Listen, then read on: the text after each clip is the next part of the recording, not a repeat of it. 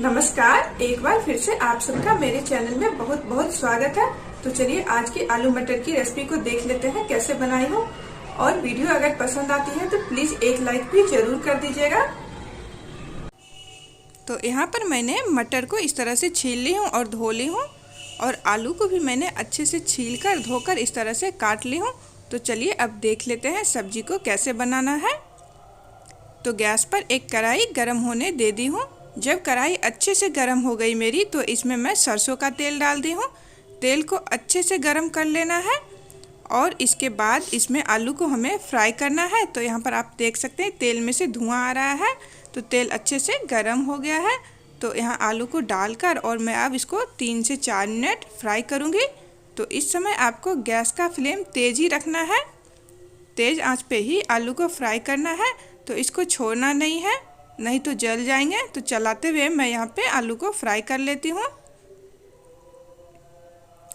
तो लगभग 4 मिनट मैंने आलू को फ्राई कर ली हूँ। तो ये अच्छे से हो गया है। अब इसको मैं निकाल लेती हूँ। तो कढ़ाई में साइड करते हुए जो भी एक्स्ट्रा ऑयल है उसको निकालते हुए आलू को हमें निकाल लेना है।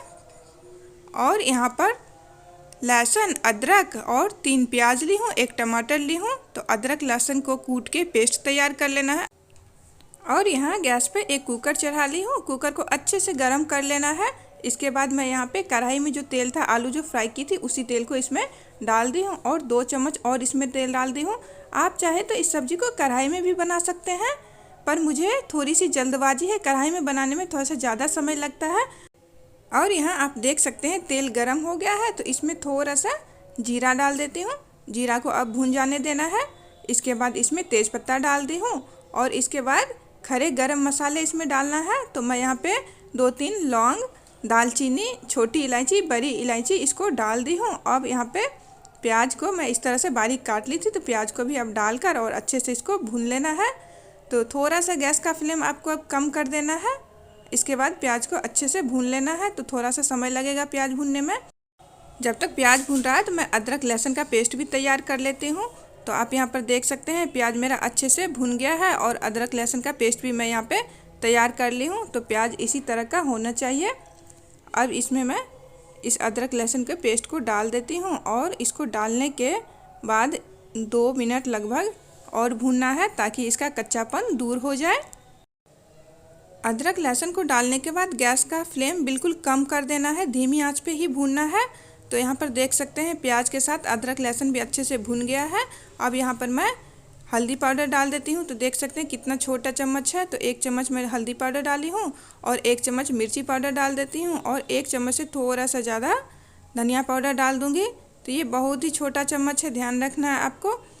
अब यहाँ पर थोड़ा सा पानी डालकर और अच्छे से इसको मिला देना है और ढककर लगभग 3 से 4 मिनट मसाले को प्याज के साथ हमें भूनना है। तो थोड़ा सा और पानी डाल दी हूँ और इसको अब ढक दूँगी। मसाले को ढककर लगातार 4 मिनट के लिए नहीं छोड़ देना है, बीच बीच में आपको चेक भी करते रहना है। तो यहाँ पर मैंने लगभग 3 से 4 मिनट मसाले को भून ली हूँ। अब इसमें मैं टमाटर को डाल देती हूँ। तो मैं 1 टमाटर काट कर इसमें डाल देती हूँ और टमाटर डालने के तुरंत बाद ही आपको नमक डाल देना है, ताकि टमाटर और प्याज अच्छे से गल जाए। तो यहाँ पर मैं नमक भी डाल दी हूँ। नमक आप अपने स्वाद के हिसाब से ही डालें। मैं लगभग 1 चम्मच से थोड़ा सा कम नमक डाली हूँ। अब यहाँ पे थोड़ा सा पानी और डाल दी हूँ और इसके बाद फिर से ढक देना है। लगभग 5 से 6 मिनट इसको अच्छी तरह से हमें पकने देना है। तो जब तक प्याज और टमाटर बिल्कुल अच्छी तरह से गल ना जाए।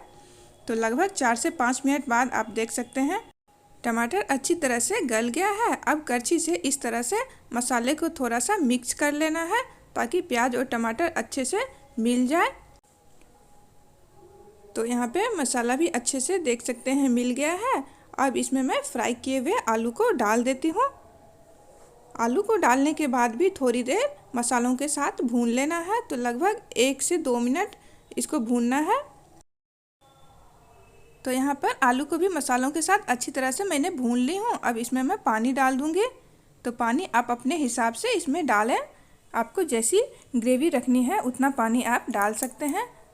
तो मैं यहाँ पर 1 गिलास पानी डाल रही हूँ। तो आप रोटी में खाना चाहते हैं या चावल में खाना चाहते हैं, उस हिसाब से इसमें पानी डालें।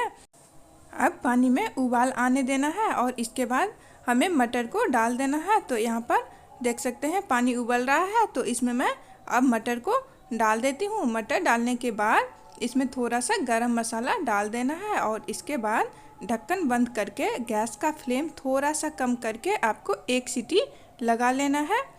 तो मैं यहाँ पे अच्छी तरह से इन सबको मिला लेती हूँ और थोड़ा सा गरम मसाला डाल देती हूँ। तो गरम मसाला लगभग आधा चम्मच के आसपास यहाँ पे डाल रही हूँ। गरम मसाला डालने के बाद अच्छी तरह से मिला लें और तुरंत ही कुकर का ढक्कन बंद करके और गैस का फ्लेम थोड़ा सा कम करके एक सीटी लगा लेना है। तो मैं यहाँ पर एक सीटी लगा ली हूँ। तो मैं दिखाती हूँ यहाँ पर खोलकर। जब सीटी खुद से ठंडा हो जाए तभी कुकर को खोलना है आपको। तो यहाँ पे अब मैं थोड़ा सा कटा हुआ हरा धनिया को इस पर डाल दी हूँ और अच्छे से मिला लेना है। तो ये आलू मटर की स्वादिष्ट सी सब्जी बनके तैयार हो गई है। इस सब्जी को गर्मा गर्म आप रोटी चावल किसी भी चीज़ के साथ खा सकते हैं। एक बार आप सब इस तरह से ज़रूर ट्राई कीजिएगा, आपको काफ़ी पसंद आने वाली है आज की ये आलू मटर की रेसिपी। और आपने देखा बिना मसाला पीसे हुए हम सब्जी बना लिए हैं आज। तो एक बार ज़रूर ट्राई कीजिएगा इस रेसिपी को। और आज की वीडियो पसंद आती है तो प्लीज़ एक लाइक कर दें। चैनल पर नए हैं तो चैनल को सब्सक्राइब भी ज़रूर कर लीजिएगा। यहाँ तक बने रहने के लिए वीडियो में थैंक यू।